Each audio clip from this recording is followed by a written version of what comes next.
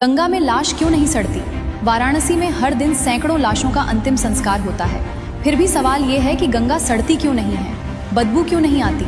आखिर ऐसा क्या है इस नदी में जो इसे बाकी नदियों से अलग बनाता है? वैज्ञानिक 10 साल तक रिसर्च करते रहे, आखिर जवाब मिला शिव जी की जटाओं में। कहानी है राजा भागीरथ की। उनके 60,000 पूर्वज ऋषि कपिल के श्राप से राख बन गए थे। उनको मोक्ष दिलाने के लिए गंगा को स्वर्ग से लाना था। भागीरथ ने ब्रह्मा जी की तपस्या की।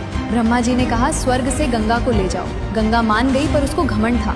वो बोली मैं स्वर्ग से ऐसी गिरूंगी कि पूरी पृथ्वी बहा दूंगी, कोई रोक नहीं पाएगा। भागीरथ डर गए, वो दौड़े शिव जी के पास। शिव जी बोले आने दो, और गंगा पूरे अहंकार के साथ स्वर्ग से गिरी। आवाज ऐसी कि देवता कांप गए। जैसे ही वो शिव जी के सिर पर गिरी, शिव जी ने अपनी जटाएं खोल दी और गंगा जटाओं में फंस गई। निकलने का रास्ता नहीं मिला। 1 साल नहीं, कई सालों तक वो जटाओं में भटकती रही। उसका घमंड टूट गया।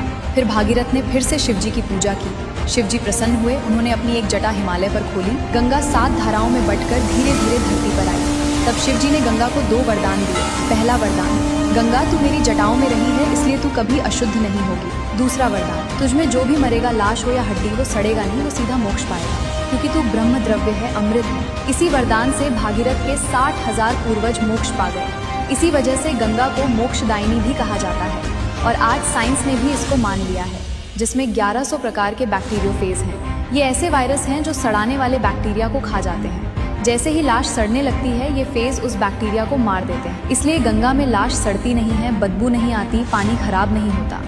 गंगा में ऑक्सीजन भी सबसे ज्यादा है। तो अब वापस आते हैं उस पुरानी कथा पर। हजारों साल पहले कथा कहती है कि महादेव ने गंगा के प्रचंड वेग को अपनी जटाओं में रोक लिया, और आज विज्ञान गंगा के पानी के अंदर मौजूद उस माइक्रोस्कोपिक इकोसिस्टम को समझने की कोशिश कर रहा है, जिसमें बैक्टीरियोफेजेस भी शामिल हैं। आस्था इसे महादेव की कृपा कहती है, विज्ञान इसे प्राकृतिक माइक्रोबियल और इकोलॉजिकल प्रोसेसेस के रूप में समझता है। लेकिन एक बात दोनों को जोड़ती जरूर है, गंगा साधारण नदी नहीं है, वो भारतीय सभ्यता, आस्था और इतिहास की हजारों साल पुरानी धारा है। तो सवाल ये है कि गंगा की इस अद्भुत शक्ति के पीछे सिर्फ विज्ञान है, या फिर महादेव के उस हजारों साल पुराने वरदान में कोई रहस्य छिपा है, जिसे विज्ञान आज भी पूरी तरह समझ नहीं पाया।